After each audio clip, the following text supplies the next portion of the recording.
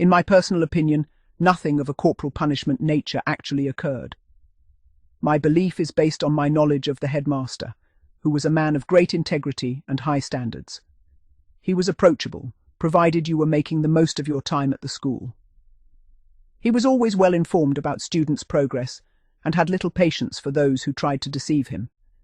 He also had a clear sense of humour, and since Daffers had become well known to him over the years, I am sure he would have listened to her request with interest and perhaps given her a suitable talking to.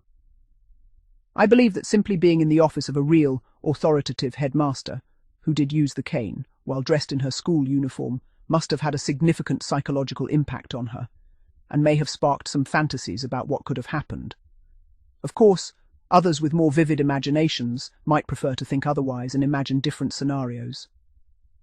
Interestingly, Daffers was probably not technically still a pupil at the time, as she had already completed her O-levels. I apologise if I have gone on a bit. On the bright side, I am likely to be absent from these pages for a while, as the sea calls to me once again. I was pleased to finally read the conclusion of your Daffers account. I suspect your conclusions about what likely happened in the headmaster's office are correct. It is hard to imagine that in reality, a headmaster or headmistress would use the cane on someone who was no longer a pupil at their school. Interestingly, such events are sometimes the subject of school corporal punishment fiction, and in those stories, the cane is almost always used. I occasionally read such stories online when I need a break from more productive computing activities. We used to have at least 3 regular contributors who wrote these stories professionally, though I don't recall either of the 2 whose pen names I knew ever writing about this particular theme. Of the 3 authors I was aware of, one has simply disappeared and is sadly missed by me. Another chose to stop contributing after a disagreement with the forum management.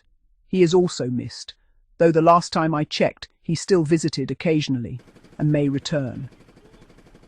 The third, whose pen name I do not know, would be greatly missed if he stopped contributing, but fortunately, he continues to do so. Returning to the topic of stories about head teachers caning students from other schools, I personally prefer those accounts where a mischievous schoolboy is caned by the headmistress of the neighbouring girls' school. Sadly, such stories are very rare. However, it is said that sometimes such events do happen in real life, allegedly.